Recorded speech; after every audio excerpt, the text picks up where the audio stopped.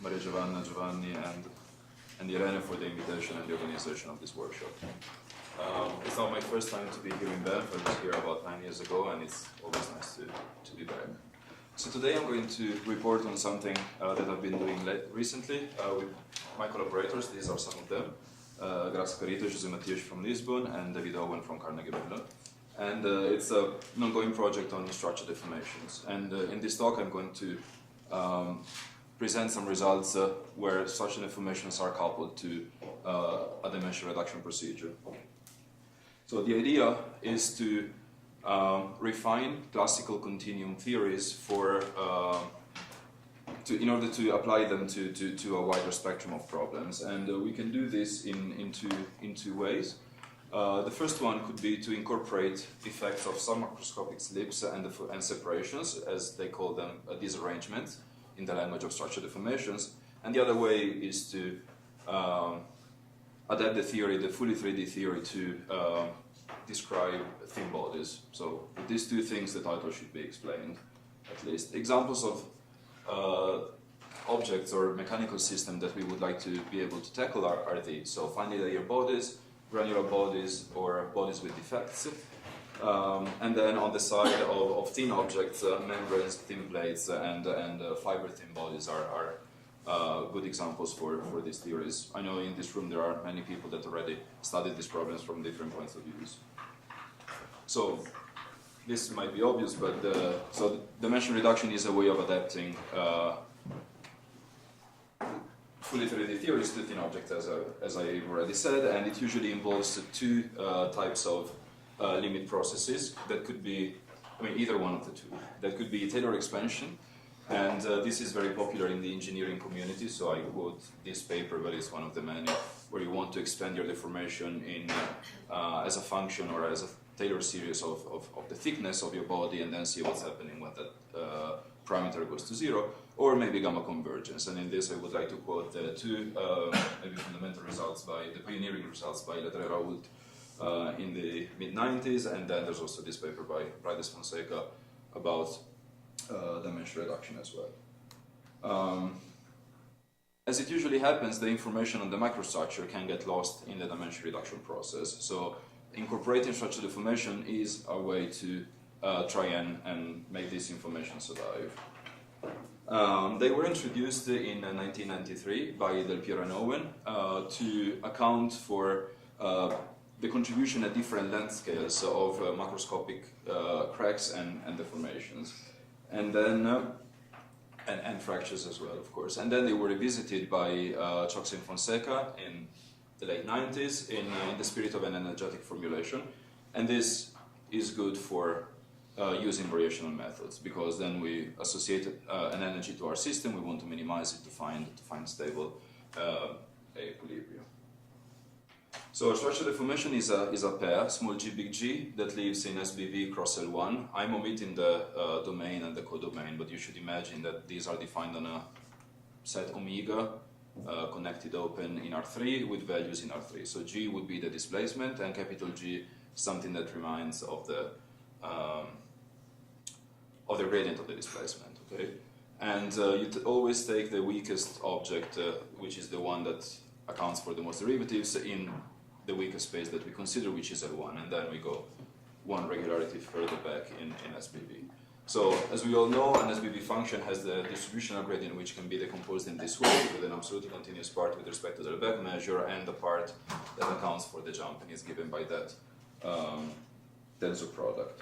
What is fundamentally in the theory of structure deformation that was proved by Del Piero and Owen, and then reproved in this context by Choksi Fonseca, is the so-called approximation theorem, which tells us that any structure deformation, small g, big G, can be approximated by a sequence of simple deformation. So, given small g and big G, there exists a sequence of functions in SBV such that those convergences hold true. So the first one is in L1, and the second one is in the space of measures. So you can think of weak star convergence.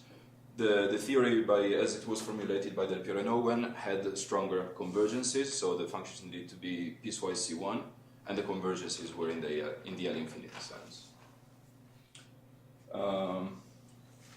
So I give you here a couple of examples of how structural deformations can be limits of simple deformations. So one example is called the broken ramp. So we are in one spatial dimension. We take as our set at the interval 0, 1. And in the limit, we don't want to have any cracks. So in the theory by Del Piero and Owen, a structural deformation was a triple given by the set kappa, which is a crack set, and then small g and big G. And then, of course, in the Chakshi-Fonseca setting, using SBV, the crack set is embedded in the jump set of the function. So the structural deformation that I propose is to look at is small g to x, and then big G equals 1, so constantly equal to 1.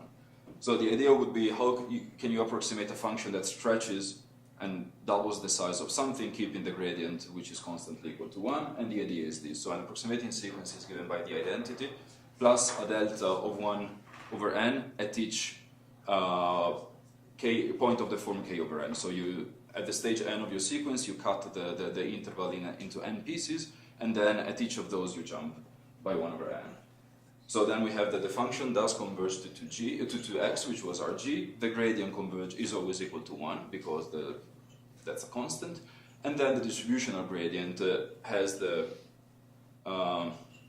1 times the Lebesgue measure plus those deltas that are there at the points of the form k over n, and they have amplitude 1 over n. So a sketch of the first stages of the sequence and the singular part of the measure, the purple one, are depicted here. So this is the first one, this is the second one. So third, fourth, and then you see that as soon as I go ahead, the function gets steeper and steeper to 2x, and then the contribution of the singular part of the jumps becomes more and more diffuse in a way, but smaller. Okay, so the amplitude is 1 over n. The other example that Del Piero and Owen proposed was this called deck of cards. So you want to approximate in this fashion a simple shear. So you think of a cube, and then you want to shear it by keeping the bottom face fixed and the top face sliding over. And the idea is that you can implement the broken ramp in the first component. Okay, so this is a description of the structural deformation that we want to achieve, and this is an approximating sequence. And again, it displays this behavior here. It's called the deck of cards because you can imagine that at each n you layer your cube into n thin layers, and then you slide by 1 over n each one of them on top of the other. So the information that's encoded in the disarrangements is this. As the function converges, the singular part of the distributional gradient of the Fn diffuses in the limit, and so its Hausdorff measure diverges to plus infinity, but nonetheless the total variation of it remains finite and hopefully controllable. And actually, in the way that these approximating sequences are constructed, it is always possible to control it by a universal constant or some other quantities that are known a priori. So in this framework, the singularities are captured by the disarrangement tensor M, which is here nabla G minus big G, and in a sense it's a measure of how non-classical a deformation is. If the deformation were classical, these two objects would be the same, and so M would be equal to 0. And then if you take some derivatives in the good way and differential operators of M and G, you can recover some quantities that are known in the classical theory. So for instance, the plastic deformation, the density of Berger's factors in a body or something like this. So the energies that are of interest in the context of such a deformation can be very general ones, for instance of this type. So we have an energy that features a bulk contribution given by the density W, a contribution which is concentrated on the jump set of the function, the second term, and a contribution which can possibly be concentrated on the jump set of the gradient of the function. And in general, for having a meaningful theory for some materials, these energy densities fail to be convex, at least the W fails to be convex, so one needs to perform a relaxation process to apply the direct methods of the calculus of variations. And the rest of the talk is going to be about the description of how relaxation of an energy like this, adapted to our context, can be done to have something defined on the set of structural deformations. So just to give you an example, if you take W equals the square norm of the first component, then it's elasticity, it's just the Dirichlet energy if you don't put any other things. If you take the psi1 equals to 1 or a constant, you're measuring the length of the crack set, so that's Griffith's model for fractures. And if you account for something that also depends on the second gradient, the matrix A, this measures the bending effects of your material. So the idea would be then to use such energies to maybe study the bending and the shearing and the thinning of mechanical bodies, for instance, biological members or something like that. So now that I've explained the two components of the theoretical side of the research, dimension reduction on one side and structure deformations on the other side, I'm given a 3D body and I want to shrink it down and account for these structure deformations as well. So I have two ways of doing this. First, I can take a 3D body and incorporate this arrangement, so I relax two structure deformations and then I can thin it down.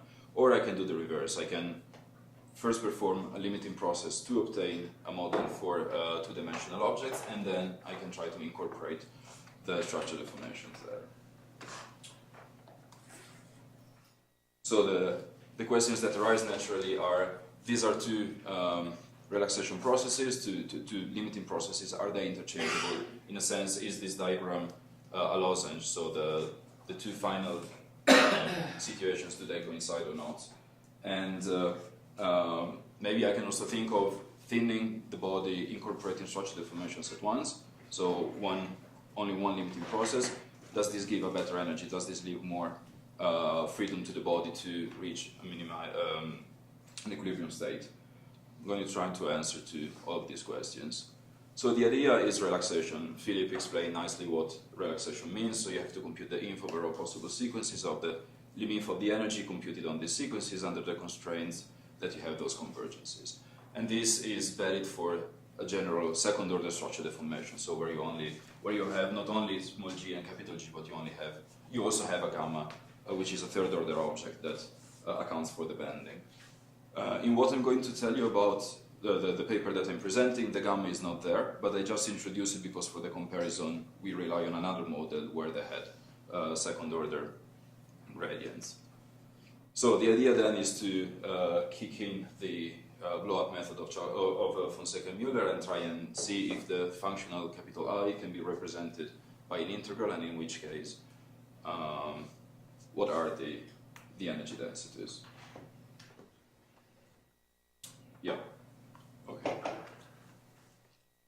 So, just to give you a review of of what Choksi and Fonseca proved in their paper, if you have an energy of this type, which is very much like the one that I'm going to consider, just in a 3D object and not the classical omega epsilon, which is the cross-section times epsilon over 2 over 2, you can prove that under quite general assumptions on the density, you do obtain a representation formula, and the densities capital H and small h are given by the following SER formula. So let me explain what this means. So the first one is the SER formula for the bulk energy density of the structure of the relaxed energy, and it is given as a SER formula that involves both the original bulk energy density and also the original surface energy density, and this accounts for the fact that the jumps and the microcracks diffuse in the bulk. Okay, so the constraint on which we want to minimize, we minimize on the unit cube, a function which is affine on the boundary of the cube, and whose average of the gradient, maybe I can use the pointer, this for this works, is equal to a possibly different matrix P.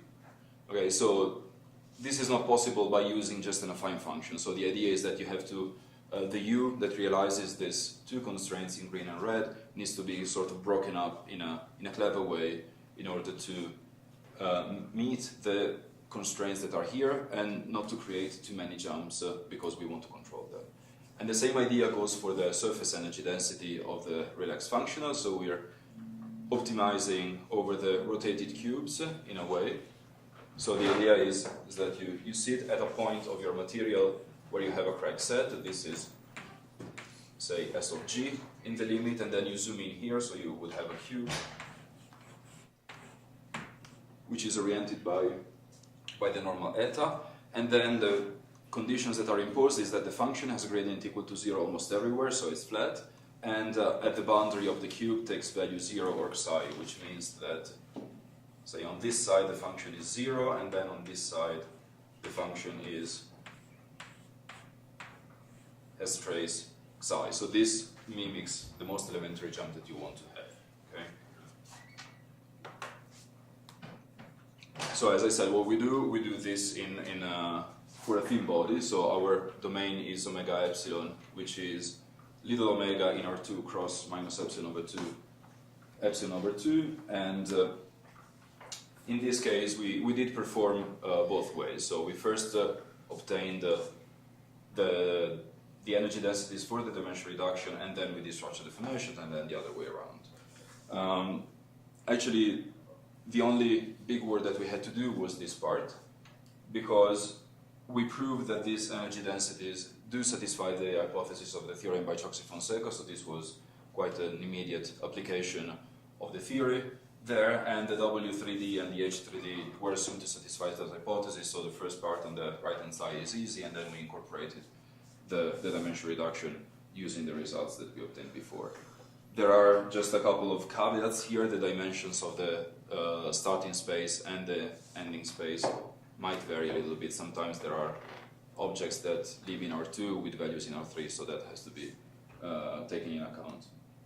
So the hypotheses on the energy densities are very general. We require cohesivity of the W3D, and then we require this sort of Lifshitz continuity of this type with exponent p bigger than 1. And for the surface energy density, we require these three conditions. So linear growth for the H3D, positive one homogeneity, and then subadditivity. These are very classical assumptions for a wide range of mechanical problems. And then the typical process to do dimension reduction is rescaling the third variable, so you blow it up, you blow your domain up to the unit cube. This carries out some epsilons in the third component of the gradient and of the normal, and then something in front of it. So we rescale by epsilon again, and we want to study this limit here. And one thing that needs to be taken care of is that the boundedness of the... so the coercivity gives that this part here, which is the third component of the gradient, is bounded, so it has a weak limit in LP, and we call this weak limit D. And then if you swap the epsilon on the other side, you see that this that the D3 of UN vanishes in the limit. So this is actually an object which has a third component of the normal equal to 0, so that's why we incorporate this constraint in the minimization process. So the theorem that we have is that we actually can prove that there exists the W3D to 2D and the H3D to 2D that are the relaxed energies that represent this function in an integral form. And the results, so the explicit formulas are this one, which are similar to those that I presented before. In particular, for the surface part, we still want to approximate the jumps with the elementary jump, so lambda, trace lambda on one side of the cube and 0 on the other side. And for the bulk part, we have to work with that extra function z, whose average is the vector d that's given. And yeah, so okay, that's enough for this. As I said, the proof is obtained via the blow-up method, and what we do is to estimate with lower bounds and upper bounds the Radon-Nikodym derivatives of the function with respect to the Lebesgue measure in 2 dimensions and the H1 measure restricted to the jump set. So estimates of this type read in this way. One has to prove this upper bound for these 2 densities, and then for the lower bound, one defines a measure. Given a sequence, one defines a measure on the Borel sets, subsets of little omega, and then again the limit, the estimates will be proved in a similar way. Details are quite technical. I don't want to enter very much into them, but one can do both processes and obtain doubly relaxed energy densities. Here I just represent them and point out with this color coding that they can be a priori different because we don't know if the 2 limiting processes commute or not.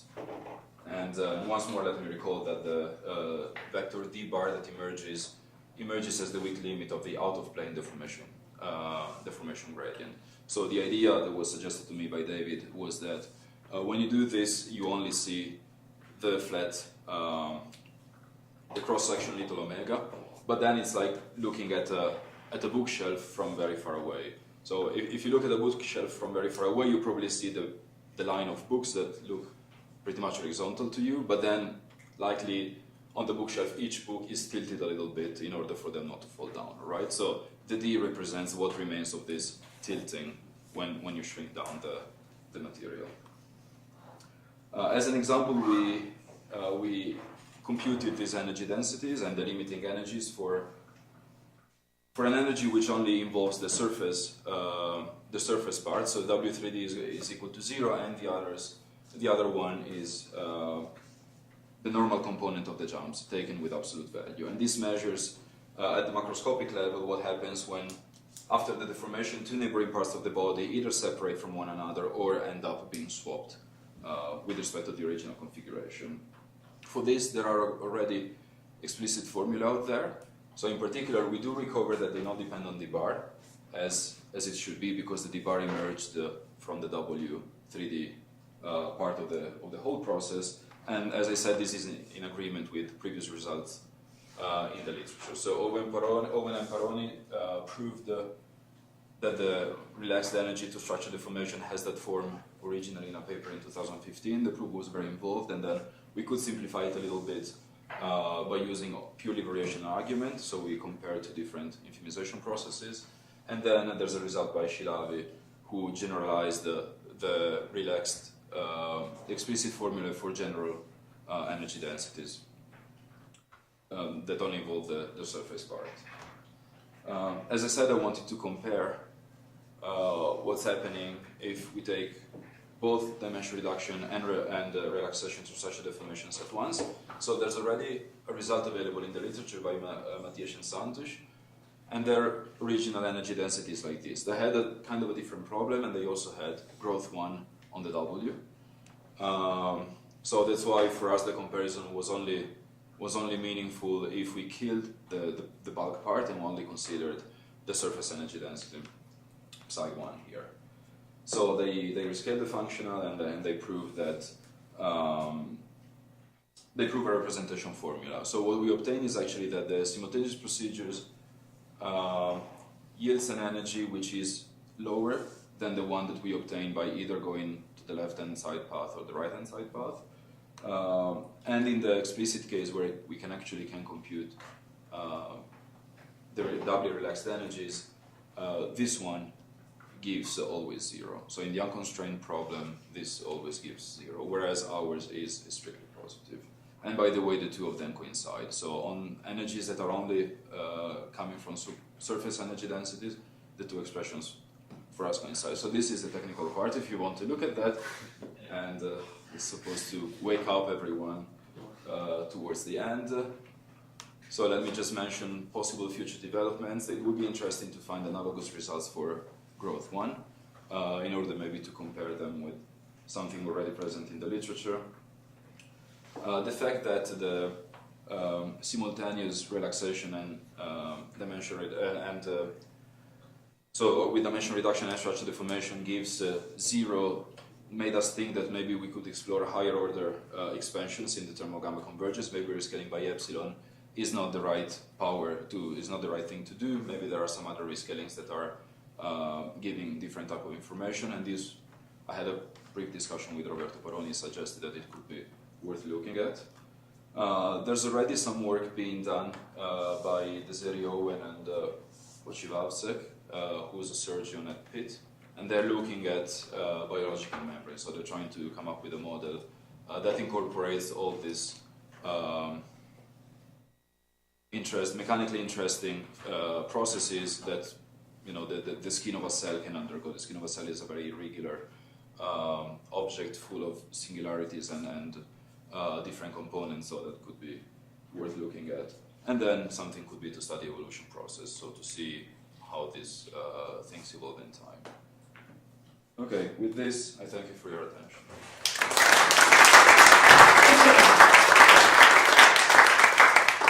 All right, any questions?